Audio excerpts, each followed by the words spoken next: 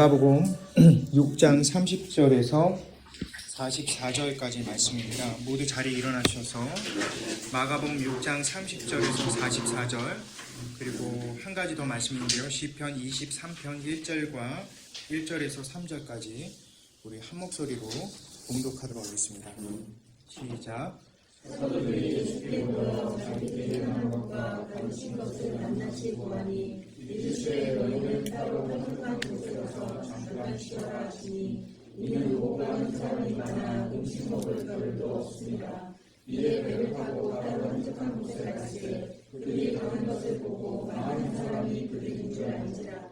모든 고로부터 도로 그곳에 달려와 그들보다 먼저 갔더라.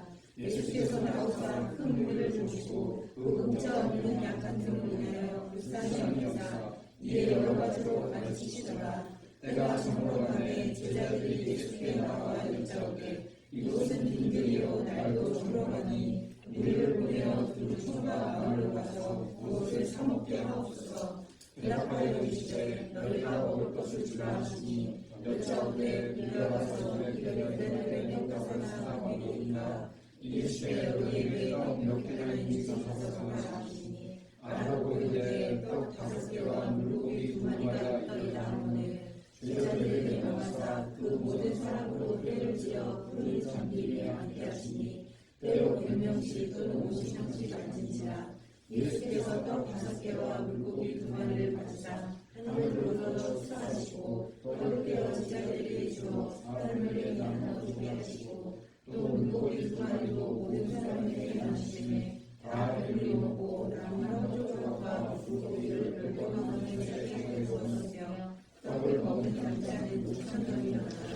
아멘. 시편 23편 1절에서 3절입니다. 시작. 여호와는 나의 인자시니 내게 부족함이 없으리로다. 그가 나를 풀물 같게 주시며 충만한 물가로 인도하시리로다. 내 영혼을 쓰시고 자기를 위하여 의의 길로 인도하시리로다. 아멘. 자리에 앉으시기 바랍니다. 제가 잠시 기도하겠습니다. 살아계시고 지금도 우리와 함께 하신 주님, 이 시간에 말씀을 선포합니다. 하나님, 죄 많고 연약한 저는 십자가 뒤에 가려 주옵시고 구속한 주님만 인도하여 주옵소서. 말씀을 듣는 우리 모두가 주님의 선포를 귀담아 듣고 믿음으로 받게 허락하여 주옵소서. 예수 그리스도 이름으로 기도드립니다. 아멘. 지난주 저는 그 샌드위치 이야기의 그 마지막 단계를 내용을 나누었습니다. 샌드위치 그 가운데 햄에 해당하는 헤롯 이야기, 그 다음에 헤롯 그 생일잔치죠. 그리고 세례 요한의 죽음에 대한 것과, 그리고 이 밑에 빵이라고 생각되는 이 오병이어의 그 관계를 지난주에 같이 나누었습니다. 이번 주는 오병이어 기적 그 자체만으로 갖고 있는 중요한 의미가 두 가지가 있는데요. 오늘은 그 첫 번째 의미, 그 다음에 그 다음 주에 그 마지막 의미까지 해서 오병이어가 총 4주에 걸쳐서 말씀이 전해지게 됩니다. 이 말씀에서 우리 교회의 표가 있지 않습니까? 혹시 기억하시는지 모르겠는데 하나님께서 그의 백성을 가지시고 또 그의 백성 가운데 거하시는 내용이 있는데요. 오늘 그 두 가지 내용이 오늘 말씀에 다 담겨 있습니다. 그래서 특별히 우리 교회의 표가 이렇구나라는 것을 생각하시는 분들은 더 집중해서 들어주시기 바라고요. 이것은 단순히 우리 교회의 표가 아니라 하나님을 믿는 하나님의 백성들의 모든 백성들이 갖고 있어야 하는 표이고, 그것이 우리가 이 세상에 살아가는 목적이라는 것을 기억하시면 좋을 것 같습니다. 먼저 마가복음 6장 33절과 34절을 읽은 후에 39절과 40절 말씀을 함께 읽도록 하겠습니다. 먼저 33절과 34절 먼저 읽겠습니다.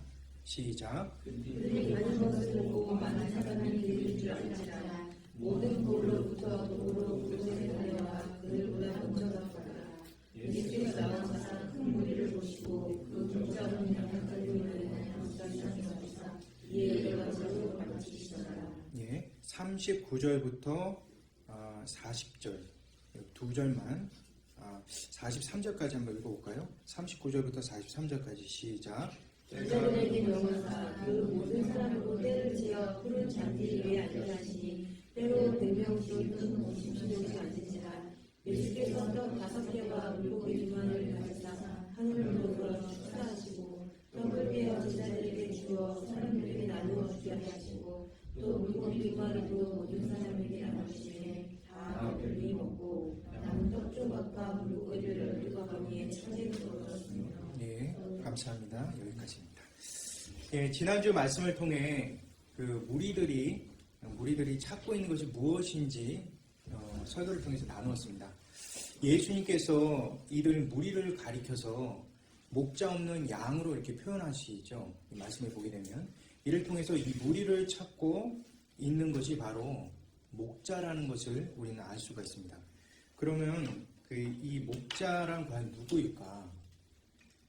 당시 그 지도자였던 헤롯이었을까?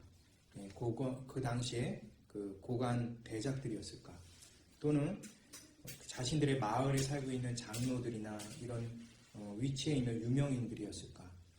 아니면은 당시 종교 지도자 대제사장이었을까? 아니면 율법을 해석해주는 전문 랍비였을까? 아니면 모두에게 칭송받는 가식적인 바리새인들이었을까?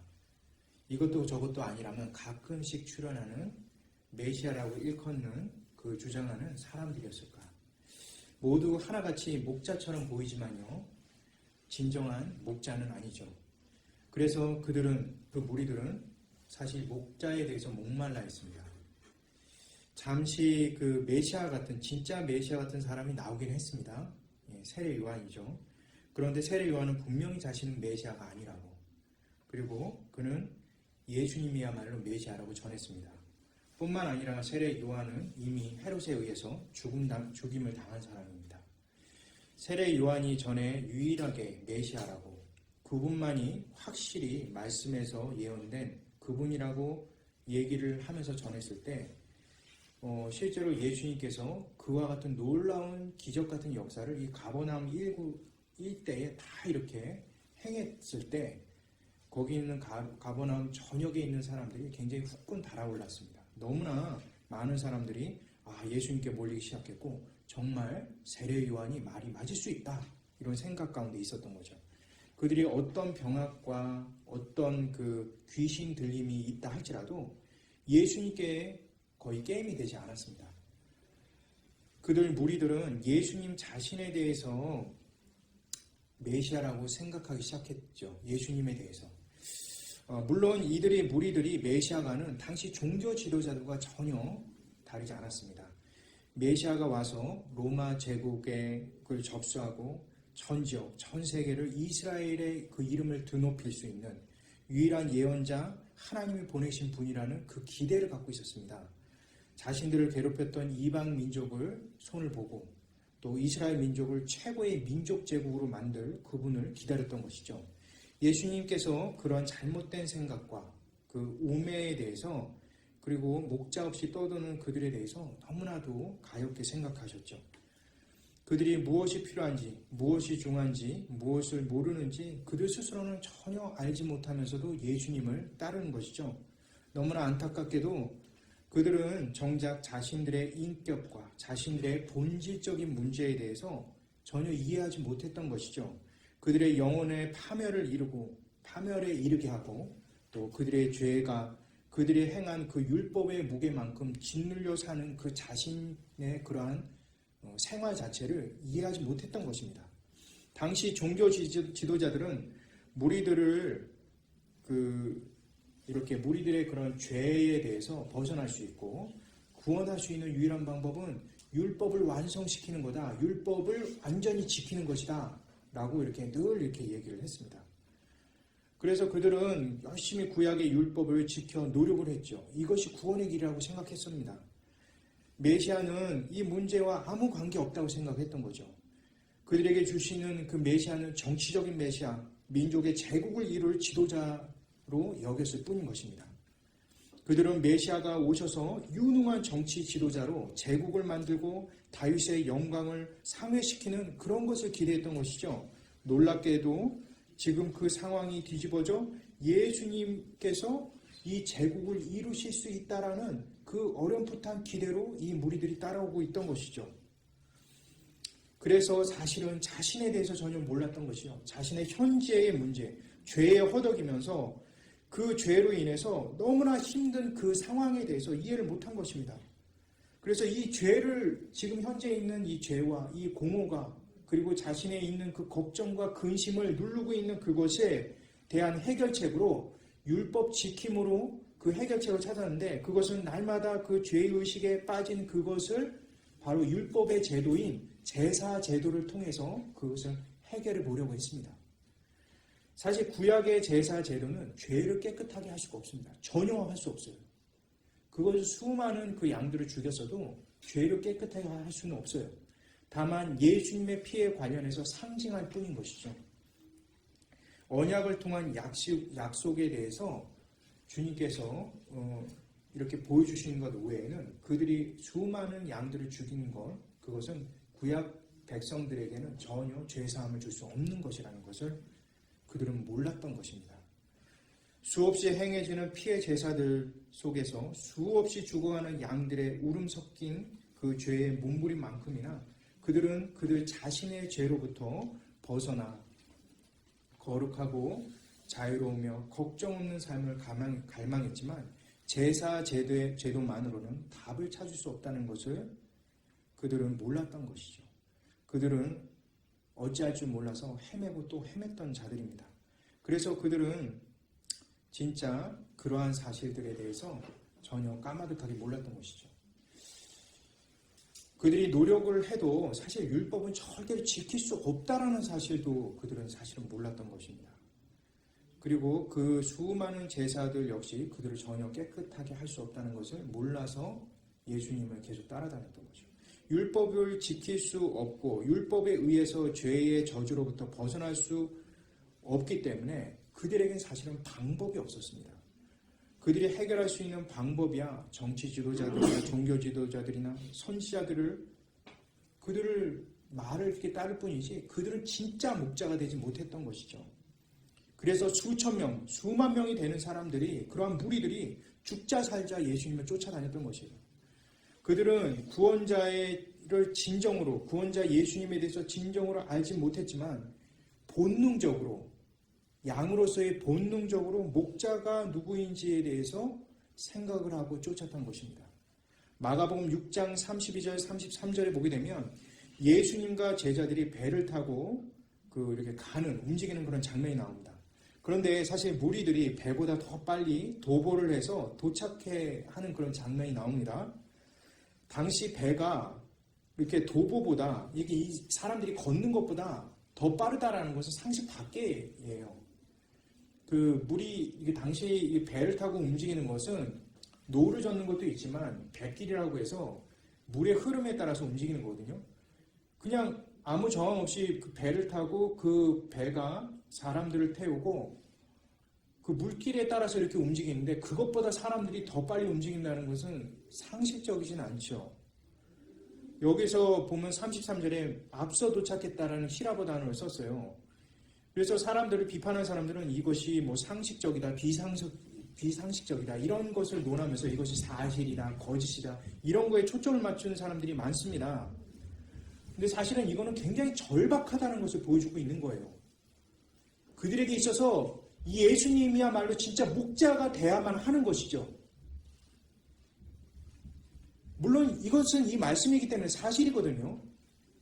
예수님을 따르는 무리 중에 성인 남자들이 있었고 도법이 또 빠른 사람도 있고 또 지역에 있는 지리를 너무나 정확히 아는 사람들이 많았어요. 북서쪽 연안 주변에 그 활동했던 예수님의 소문을 인근 사람들이 다 듣고 있었고 또 인근에 있는 사람들은 예수님의 이동 경로들을 이미 알고 있었던 거죠. 그래서 더 빠른 길을 택해서 예수님이 이미 선착장에 도착할 그곳을 미리 와 있던 것이죠. 중요한 사실은 그러한 사람들이 이렇게 거기까지 갈 정도의 열정이 그들에게 있고 절박함이 있다는 것이죠. 그리고 이제 사실 성경에 자세히 보게 되면 상당히 그 무리들이 많은 그 시간대에 도착했다는 걸 알 수가 있습니다. 35절에 보면 날이 저문다라는 내용이 있는데요. 날이 저물 때까지 무리들이 이동했던 그것과 같이 포함되어 있습니다. 그래서 먼저 예수님이 선착장에 도착하는 것을 예상하고 빠른 길로 온 무리들도 있었고 나중에 저물 때까지 계속적으로 모였던 그런 무리들도 있었던 것입니다. 제가 다시 말씀드리지만 여기서 중요한 것은 바로 그 무리들의 절박함입니다. 이렇게 그들은 목자를 향해서 잃어버린 양처럼 미치도록 달리고 또 달렸던 것이죠. 정말 어디가 길이고 어디 가야 구원을 이룰 수 있는지, 어디 가야 진정한 쉼을 얻을 수 있는지 너무나 고달프지만 그렇지 않으면 살 수 없는 절박함이 그들에게 이렇게 묻어나오는 것이죠. 오늘날도 마찬가지가 아닌가 그런 생각을 갖습니다. 정치 지도자들은 자신의 탐욕에 집중돼서 일반 백성들에 대해서, 일반 국민들에 대해서 이렇게 정말 헌신해서 일하는 사람들은 정말 소수라는 것을 우리가 쉽게 알 수가 있습니다. 겉으로는 국민을 위한 듯 하지만 속으로는 자신의 일속을 챙기는 것들을 우리가 잘 봅니다. 국민들도 하지 않는 악한 행동을 정치 지도자들은 숨어서 쉽게 하는 것을 종종 뉴스를 통해서 우리가 접하게 됩니다. 팬데믹 상황에서 바이러스의 공격이 무엇인지 나를 또는 나의 가족을 또 우리를 위해서 어떠한 대안이 필요한지에 대해서 각 정치 지도자들은 자신의 정치적 관점에서 당리당략에 의해서 움직이는 것을 우리가 쉽게 볼 수가 있습니다. 국민을 개 돼지로 여긴다는 그 눈살 찌푸리는 그 용어가 굉장히 혐오스럽지 않게 자연스럽게 현실처럼 느껴지는 오늘날 정치와 그 사회적인 모습이 상당히 안타까울 뿐입니다. 여전히 바이러스 공격에 대해 정부의 시책은 갈팡질팡하고 백신에 관한 신뢰 역시 전문가마다 다른 것이 오늘날 현실이라는 것이죠. 모두 각자 자기 옳은 것에 의해서 따라 살 수밖에 없는 것이 오늘날 현실이라는 겁니다. 오늘날 누가 나를 위해서, 우리를 위해서 진짜 우리를 위하는지, 사랑하는지 정말 알 수 없는 시대 속에 우리는 살고 있다는 것이죠. 불안정한 우리가 스스로 판단하고 나가야 할 판국이지만 나와 우리가 역시 판단조차 할 수 없는, 내 스스로도 신용할 수 없는 시대 속에 살고 있는 것이 현실입니다. 그렇다면 교회는 어떠할까요? 여기서 교회를 비판함에 있어서 우리 교회도 역시 벗어날 수 없다는 것을 전제하고 나누는 것입니다. 교회는 많은 프로그램을 만들고 많은 소망을 불러주지만 그것이 현실이 될 때는 환상에 불과한 경우가 너무나 많습니다. 거룩을 강조하고 성결을 강조하지만 무엇인가 지키고 적용하고 바꾸려는 인간의 노력에 의해서 익숙한 훈련으로만 그것을 하려고 하는 그런 것을 보게 됩니다. 근본적인 것을 해결해 주지 못해요. 상실을 이렇게 어떻게 보면 상실의 시대 속에 살고 있는 거죠. 아무리 성실하게 뭔가를 익숙하게 일을 한다고 해도 여전히 나의 그리고 우리의 본성은 고개를 뻣뻣하게 들고 죄 짓는 기회만 삼고 있다는 것을 우리 스스로는 잘 알고 있습니다. 교회의 수많은 인간 절제 방법과 훈련과 마인드 컨트롤을 획기적인 프로그램으로 지도하려고 하지만 늘상 좌절하는 모습을 우리는 보게 되는 것이죠. 유익을 얻는 것에 비해서 쉽게 자초되는 것이 바로 오늘날 교회의 현실이라는 것입니다. 때로는 저는 또 우리는 훌륭한 목사님과 성도를 바라보며 대단하다는 생각을 하며 마치 예수님을 보는 듯이 그들을 성인 취급하며 나의 현재 좌절된 모습을 그 사람들에게 기대는 것도 보게 됩니다. 그런 훌륭한 목사님, 성도님을 내가 알고 있기 때문에 나도 역시 거룩해질 거라는 생각을 하고 사는 경우도 있습니다. 또 우리의 교회의 목사님은 그렇게 되길 바라고 목사님들 역시 성도들도 그렇게 되길 바라면서 각자의 열심을 촉구하고 꾸며대지만 사실상 나중에 찾아오는 것은 허무감뿐이라는 것이죠. 그래서 결국 나라는 그리고 우리 가족이라는 그 것만이라도 좀 축복받기를 소원하지만 무력한 것은 사실입니다. 내 마음 같지 않는 거죠. 생각하고 계획하고 하는 그 모든 것들이 사실은 죄의 본성을 쌓는 경우가 너무나 많다는 것입니다. 이렇게 열심히 살아가는데 왜 나는 그런 보상을 받지 못하는지 괴로울 뿐인 것이죠. 거룩한 것과 성결한 것과 잘 풀린 것과 대단한 사람들과 함께하는 것도 모두 이 세상에 교회가 줄 수 있는 대안이 될 수 없다는 것을 우리는 확실히 잘 알고 있습니다. 오늘날 현대 교회는 사실 구약과 너무나 다르지 않아요. 과거의 율법에 매여 사는 것처럼 오늘날 교회는 잘 되고 경건하게 되고 뭔가 성인 군자같이 되는 그것에 초점이 매어져서 훈련에 매진한다는 것이죠. 어느 순간도 그것은 나에게 우리에게 구원이 되지 못하는 것을 우리 스스로가 알면서도 그것에 의해서 강요받는 그러한 교회의 생활을 우리는 경험하고 살고 있다는 것입니다. 갈라디아에서 보게 되면 바울이 목 터져라, 복음 위에는 구원의 길이 없다고 늘 얘기했는데 우리는 이미 현대적 방법과 그리고 과거의 율법으로 복음보다 더 큰 것이 있는 것처럼 착각하면서 계속해서 우리 신앙을 억지로 강요해서 몰아가는 경우도 참 많다는 것입니다. 열심히 무엇인가를 더하게 되면 뭔가 잘 될 것 같이 이 세상 사람들의 열심보다도 더 교회에 다니는 사람들이 그런 꿈으로 살아가는 경우가 참 많습니다. 인간의 힘으로 노력으로 하다 보니까 결국 무너지게 되는 것이죠. 여전히 공허하며 자유가 없으며 평안함이 번번이 깨지는 것을 우리 스스로는 보게 됩니다. 왜일까요? 그것은 바로 진짜 목자 되신 예수님을 제대로 모르기 때문에 그렇습니다. 진짜 목자 되신 예수님을 믿지 못하기 때문에 그렇습니다. 목자 되신 예수님 그리고 양으로서 있는 우리의 진정한 관계를 맺지 못하고 의식하지도 못하고 살아가기 때문에 그렇습니다. 오늘 말씀처럼 방황하면서 목자를 찾는 무리들처럼 2000년이 지난 지금 오늘날에도 현대에서도 우리 역시 나 역시 그렇게 방황하며 무리들처럼 목자를 찾으려고 상처투성이 모습으로 달려가고 있다는 것입니다. 감사하게도 우리 곁에는 우리를 불쌍히 여기시는 예수님이 거하시고 찾아오신다는 것이죠. 2000년 전 오병이어 때 무리들을 향해서 그 무리들이 예수님인지 제대로 알지도 못하는데 그들에게 먼저 찾아가시고 그들을 불쌍히 여기셨던 그 예수님처럼 오늘날에도 우리가 아무리 발버둥 친다 하더라도 우리가는 찾을 수 없지만 그분이 우리를 찾아오신다는 거죠.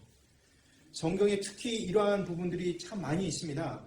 특별히 이러한 목자 되신 메시아 예수님에 대한 그런 내용이 여러 구약에 있는 구절들을 통해서 우리가 많이 보게 되는데요.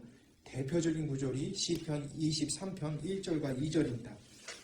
우리 함께 대표 구절을 한번 한 목소리 읽어보겠습니다. 시편 23편 1절 2절입니다. 시작. 여호와는 나의 목자시니 내게 부족함은 없으리로다. 그가 나를 푸른 물에 인도하시며 신선한 물가로 인도하시느니라. 감사합니다.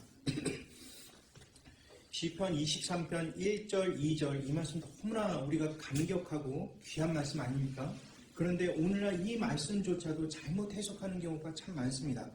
목자 없는 양, 이 목자 없는 양의 이 마가복음 6장에 있는 이 나오는 이 양을 치는 그 목자를 시편 23편에 대비를 시켜서 모티브로 만들어서 마치 그 목자가 정치적 왕으로 그렇게 바꾸어 버립니다. 물론 이 성경에 나오는 그 23편에 나오는 이 목자는 왕으로서의 직함이 있습니다. 그런데 단순히 세상 사람들이 갖고 있는 권력의 왕이 아니죠. 이스라엘의 그런 종교가 사실 정치와 굉장히 밀접히 관련되어 있다 보니까 이렇게 23편을 이렇게 해석해도 된다라고 하는 일부 신학자들이 있습니다. 그러다 보니까 이 말씀을 그대로 그런 식으로 해석을 하게 되면 결국은 예수님께서 실제로 이 땅에 정치적으로 역사함을 통해서 그것을 해결할 수밖에 없다라는 얘기를 주장을 한다거나 또는 현재 있는 현실 정치에 대해서 예수님처럼 혁명을 일으켜야 된다라는 적용으로 바꿔버리는 경우도 상당히 많이 있다는 것이죠. 사실 우리는 이런 관점과 전혀 다른 관점을 갖고 있는 것이죠. 성경에 나오는 그대로의 관점을 우리 이 시간에 한번 살펴보도록 하겠습니다. 여기 보게 되면 요한복음 사실은 이제 이러한 정치적 메시아에 대한 관점은 우리가 그렇지 않다라고 생각을 하고 있고 우리는 명확하게 이 말씀을 통해서 알고 있지만 당시 마가복음에 있던 무리들은 그렇지는 않았어요. 그러니까 마가복음에 있는 무리들 역시 예수님을 정치적으로 생각했죠. 그 대표적인 게 요한복음 6장 15절인데요. 제가 한번 읽어보도록 하겠습니다. 그러므로 예수께서 그들이 와서 자기를 억지로 붙들어 임금으로 삼으려는 줄을 아시고 다시 혼자 산으로 떠나간다. 그러니까 당시에도 2000년 전에도 무리들은 역시 동일하게 정치적 메시아를 원했던 것이죠. 하지만 예수님께서는 그러한 메시아가 아니죠. 왕으로서 메시아지만 이렇게 세상에 있는 권력을 탐하는 메시아가 아닙니다. 마가복음 6장 34절에 무리를 보고 목자 없는 양같이 불쌍히 여기시는 그러한 예수님이신 거죠. 이 내용에 집약되는 가장 중요한 핵심은 그들을 불쌍히 여겼다는 것입니다. 예수님께서는 그들을 어떤 선동을 해서 자신의 왕권을 굳건하게 삼을 그런 생각으로 그들을 온 것이 아니라 바로 목자 없는 양으로 보셨던 거죠. 그 증거가 시편 23편 1절 2절로 보는 것이 더 정확한 말씀의 해석인 것입니다. 여호와는 나의 목자시니 내게 부족함이 없다. 이 말씀은 이미 왕의 개념이 있다고 제가 인정을 했습니다. 그렇지만 시편에 나오는 이 목자는 단순한 권력자 왕이 아니라는 것이죠. 여기는 목자란 왕 같은 권능을 갖고 양의 필요를 절대적으로 채워줄 수 있는 능력이 있는 존재라는 것입니다. 하지만 그 근본에는 바로 목자 되신 그 예수님께서 그들을 채워줄 수 있을 뿐만 아니라 능력도 되지만 그들을 인격적으로 대하신다는 것이죠. 민족의 목자로 일컫는 그 능력 있는 왕 또는 나라의 부흥을 일으키고 세계 평화를 만들고 민족의 부흥을 일으키는 그러한 목자가 아니라 한 개인 한 마리의 양을 향해서 열심히 주님께서 그들을 사랑하시고 품어주신다는 것이 이 말씀의 가장 중요한 왕의 개념이라는 것이죠. 많은 국가나 단체들이 또는 그러한 것들이 국민에게 또는 그 단체에 있는 각각 개개인들에게 충성을 요구합니다. 특별히 유교권 안에 있는 국가들인 집단적 사고에 굉장히 익숙하죠. 대를 위해서 소를 희생시키는 것을 아주 당연하게 여깁니다. 그래서 지도자 한 명에게 충성하는 모습이 최고로 치고 그를 또 유인으로 압니다. 국가를 위한 국민의 희생을 당연하게 본다는 것이죠. 소위 말해서 오늘날 국뽕이라는 단어를 많이 쓰더라고요. 한국에서 보니까. 어떤 국가를 위해서 개인의 충성심과 애국심을 고취시키는 그런 얘기를 많이 합니다. 그러나 성경에 나오는 국가를 위한 그런 어떤 단체를 위한 개인의 희생을 성경에서는 말을 하지 않아요. 오직 주님께서 은혜 주셔서 믿음의 분량에 따라서 국가를 위해서 일을 할 수 있고 그 능력을 발휘할 수 있을 뿐인 것이죠. 교회도 마찬가지입니다. 교회가 단체적 욕심을 가지고 공동체를 위해서 공동체의 유익과 권익을 위해서 성도들을 희생시키고 그것을 요구한다면 그것은 성경의 판단과 굉장히 그릇된 그런 내용이 되어버린 것입니다. 성경과 반대되는 내용을 하고 있는 것이죠.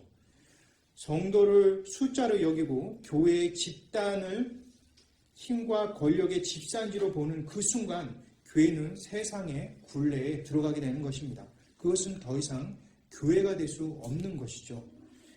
교회의 성도는 부속품이 아닙니다.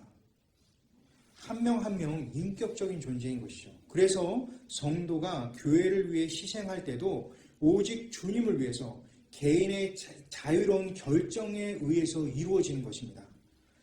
그것이 가능하냐? 또 그렇지 않냐 세상 사람들이 판단을 하지만 우리는 가능합니다. 오직 은혜로 성령의 도우심으로 우리는 교회의 그런 예수 그리스도의 몸된 교회를 섬길 뿐인 것입니다. 오늘 말씀에 나와 있듯이 목자에게 양은 단순히 이용되는 수단이나 어떤 희생물이 아닌 것입니다. 목자는 양 어떤 개별에 대한 관심이 바로 시편 23편에 출발되어 있다는 것을 우리는 기억해야만 하는 것입니다. 시편 23편에 보게 되면 철저히 목자 되신 여호와께서 양 한 명에게 대한 내용에서 관계가 출발되어 있습니다. 물론 가끔 구약에서는 이스라엘을 한 개인으로 보기도 합니다. 하지만 23편, 시편 23편은 바로 하나님과 나와의 개인적 관계에서 나오는 은혜이라는 것을 기억해야만 합니다. 따라서 시편에 나오는 이 말씀, 이 목자가 왕 같으면서도 동시에 인격적으로 그 백성 가운데 거하시는 분이시라는 것을 우리는 볼 수가 있는 것이죠. 얼마나 크신 분이 하나님이십니까? 그런데 그분이 정작 우리를 존중해 주십니다. 함께 우시고 함께 동행하시며 가족관계에서 아비와 어미의 역할을 하시며 형제와 자매로서 친구가 되어주십니다. 우리의 일상에 죄 많은 가족의 모습이 아니라 우리가 꿈꾸기도 벅찬 놀라운 사랑이 넘치는 그런 가족의 모습이 바로 예수님과 함께하는 그런 목자와 양의 관계라는 것을 우리는 잊어서는 안 됩니다. 여기서 나라는 하나의 개인은 그 한 명의 인격체라는 것을 잊어서는 안 됩니다. 그래서 시편 23편 2절에 보면 목자가 양을 인도하듯 하나님이 나를 푸른 초장으로 인도하시는 말씀이 나옵니다. 여기 푸른 초장으로 가라라는 명령을 하지 않아요. 끌고 멱살을 이렇게 딱 끌고 질질 끌듯이 양을 목자가 끌어가는 게 아닙니다. 인도하심이라는 것이죠. 하찮은 미물 같은 이 양을 목자가 인도한다는 얘기를 하고 있는 것이죠. 창조주가, 절대자가, 이 피조물의 조물주가 먼지 같은 존재인 나 같은 존재를 인격적으로 만드시고 인격체로 만드시고 인격으로 대하는 거죠. 마치 양이 인격이 있는 것처럼 목자가 양을 인도하는 비유가 여기에 들어가 있는 것입니다. 철저히 시편 23편은 비유에서 시작하고 비유로 끝난다는 것을 잊어서는 안 됩니다. 이는 오늘 본문에 나오는 마가복음 6장 34절에 무리를 보고 불쌍히 여기시는 그 예수님과 오버랩이 됩니다. 예수님은 무리를 아무리 무식하고 변덕스럽고 바보스러운 행동을 한다고 해서 그들을 바보 취급하지 않습니다. 불쌍히 여기시는 거죠. 속된 말로 오늘날 권력자들이 국민을 어떤 짐승 취급하는 것과는 차원이 다르다는 얘기를 하고 있는 것이죠. 같은 인간들끼리 동물 이하의 취급을 하는 이 세상 속에서 창조주 하나님께서 나를 죄 많고 몹쓸 우리가 정말 진정으로 사랑을 받고 살아가는 존재라는 인격적 존중이 그 안에 담겨 있다는 것을 우리는 기억해 보아야 되는 것이죠.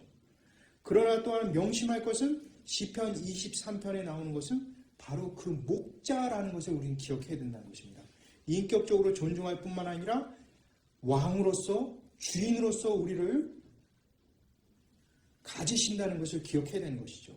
이것은 우리를 노예처럼 끌고 간다는 얘기가 아닙니다. 그래서 시편 23편 1절에 나오죠.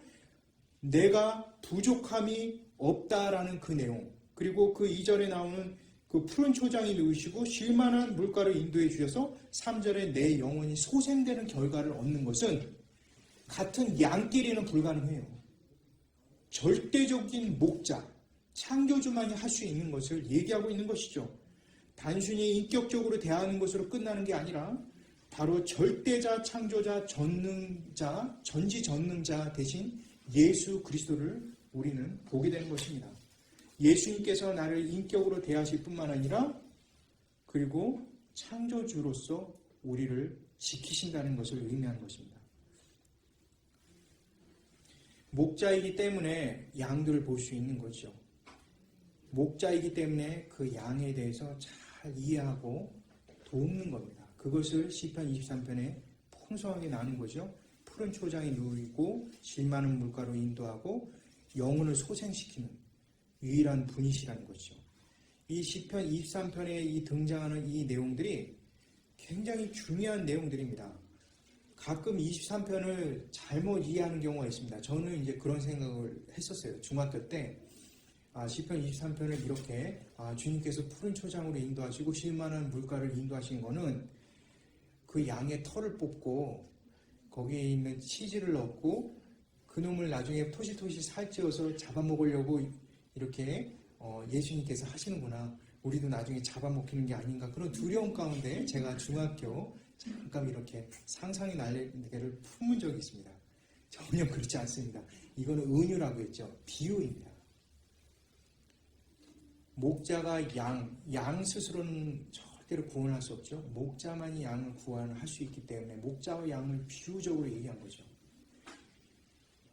털과 치즈와 고기까지 생각하면 그건 너무나 이제 벗어나는 얘기예요.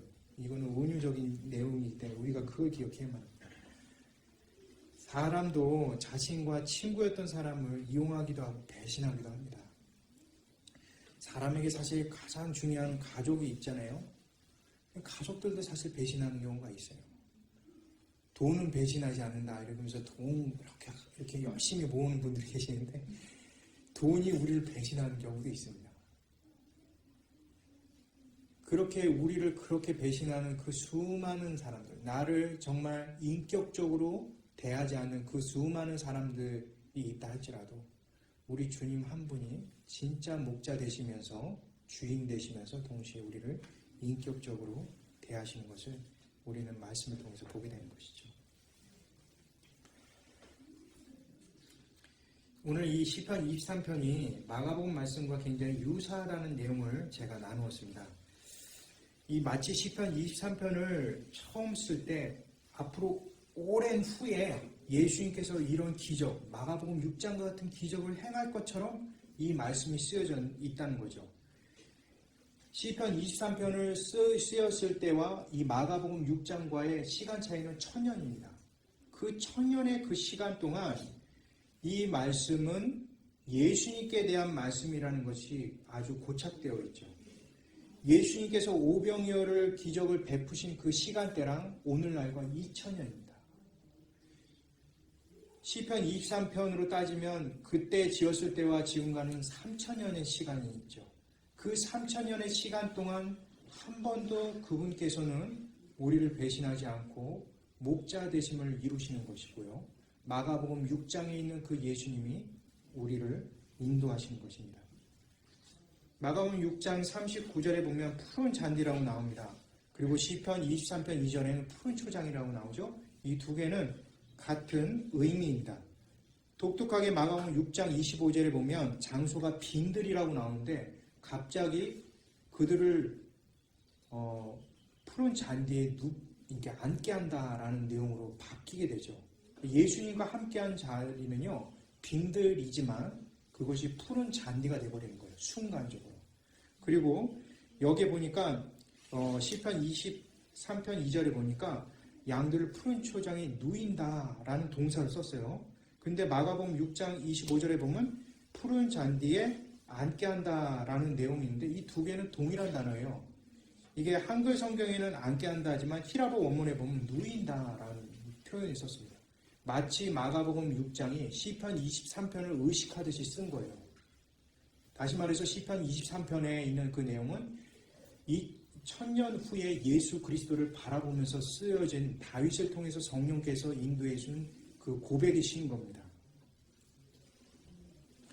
그래서 시편 23편 1절에 내게 부족함이 없다라는 표현으로 끝나죠. 시편 1절에 보면 근데 이게 마가복음 6장 42절에 모두 배불리 먹고 완전히 체험을 받는 그 내용과 일치가 됩니다. 이는 시편 23편과 완전히 유사한 마가복음 6장의 오병이어의 기적을 우리에게 보여주고 있는 것이죠. 특별히 예수님이 무리의 목자가 되셔서 완벽히 그들이 채워지는 장면은 정말 놀랍습니다. 남자만 5,000명이고 모두 앞에서 10,000명이 넘는 그 무리들, 그 어느 누구도 소외되는 인원이 한 명도 없이 한 명 한 명 그 배가 완전히 채워져서 그 소원보다 풍족함에 의해서 완벽히 채워지는 역사가 일어나는 것이죠.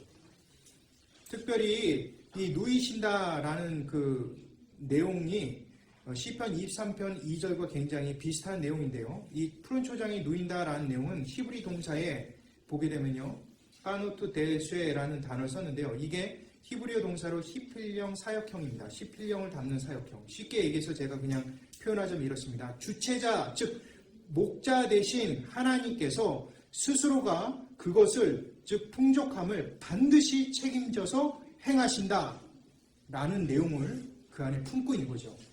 예수님께서 그렇게 하시겠다는 것을 스스로가 명령하는 거예요. 그러니까 이것만큼 보장되어 있는 게 없죠. 예수님께서 하시겠다라고 얘기하는 게 아니라 자신을 향해서 나 이렇게 할 거야 라고 얘기를 하면서 명령을 하는 겁니다.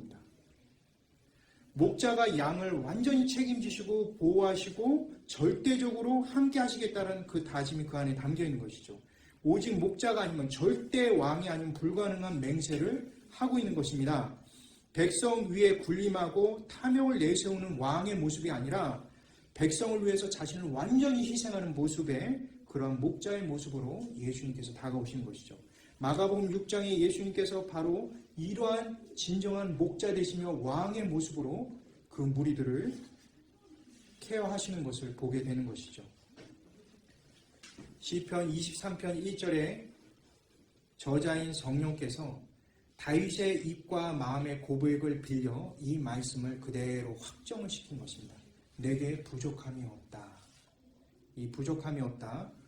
로 엘수루라는 이 히브리 동사, 엘 데수루라는 이 히브리어 동사는 목자에 대한 절대적인 신뢰를 갖는 양만이 고백할 수 있는 내용입니다. 자신에게 돈이나 건강이나 어떠한 부모의 빽이나 자녀의 성공이나 권력 등등 이 세상에 보장된 그 어떤 것보다 더 확실한 것이 바로 나의 목자 되신 하나님, 우리 주 예수 그리스도라는 사실을 여기서 명확히 보여주고 있는 것입니다. 그거 말고 더 필요한 것이 있느냐라고 우리에게 물어보는 것이죠. 창조자, 절대 권력을 가지신 그분이 인격적으로 나를 대하시는 그분이 완전히 너 인생 내가 보장할게 라고 그 얘기를 하고 있는 것이죠. 그런데 더 필요한 거 있습니까? 이렇게 물어보는 이 말씀인 것입니다.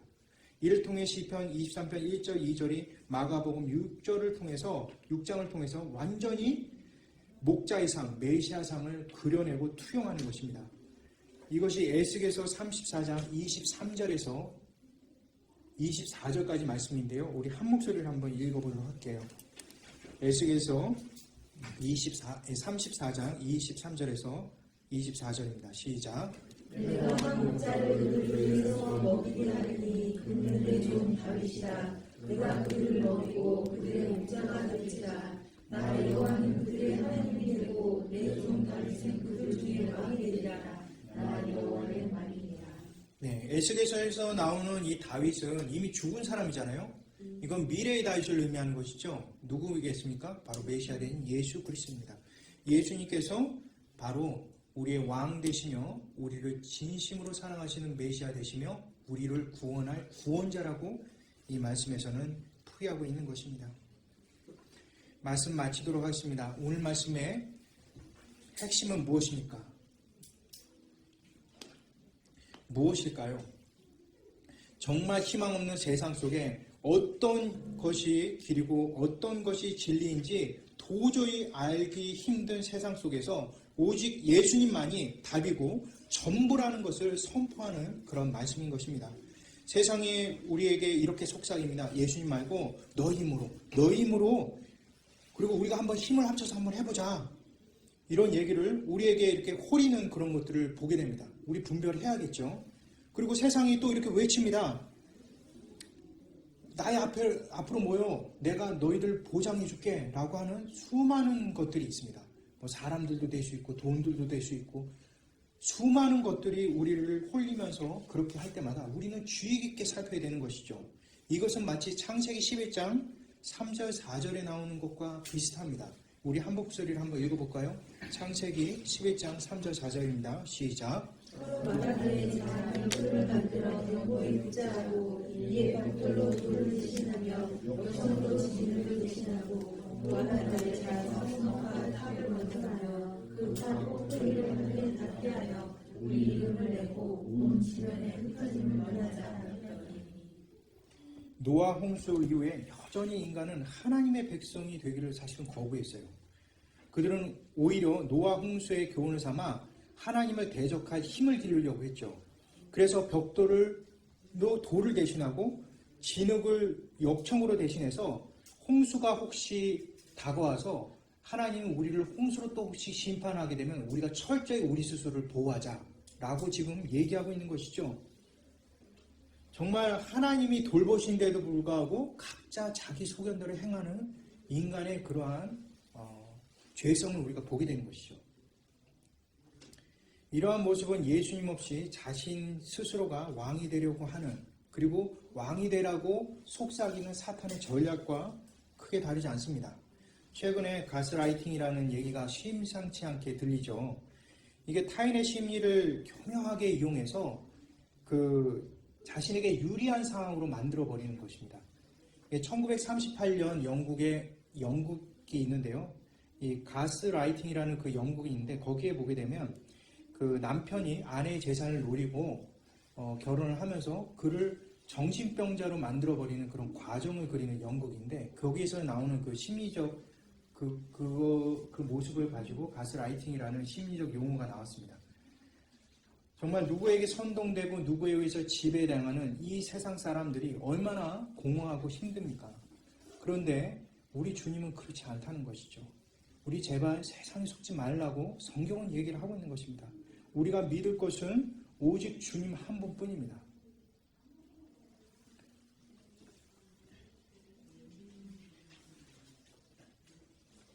가끔 우리는 신앙생활을 하면서 어쩌면은 복음 외에 그 어떤 것도 우리를 구속할 수 없다는 것을 자꾸 너무 가볍게 보기도 합니다.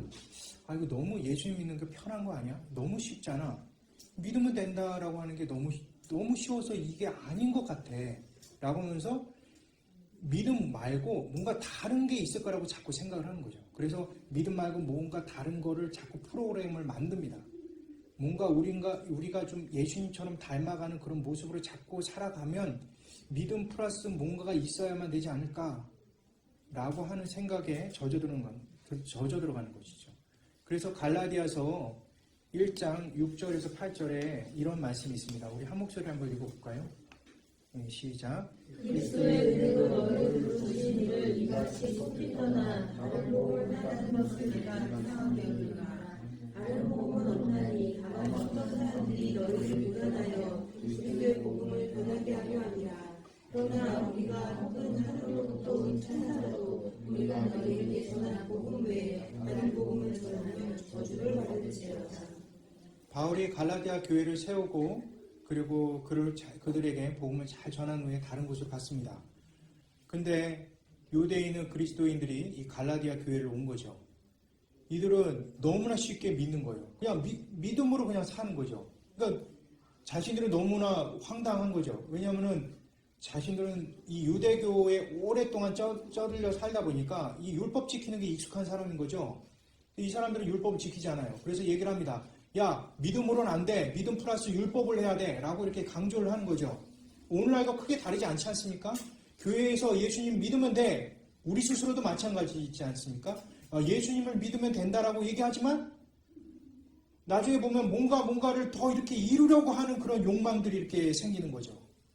그러면서 이 믿음으로는 좀 부족한 것 같은데 라고 하는 그런 잘못된 착각으로 우리가 살아가는 겁니다. 바울은 이렇게 경고하죠. 하다못해 예수님 하나님 곁에 있는 이 천사라도 이 복음에 뭔가를 더한다고 한다면 그 천사도 저주를 받을지어다 이렇게 얘기를 합니다. 어마어마한 말씀이죠.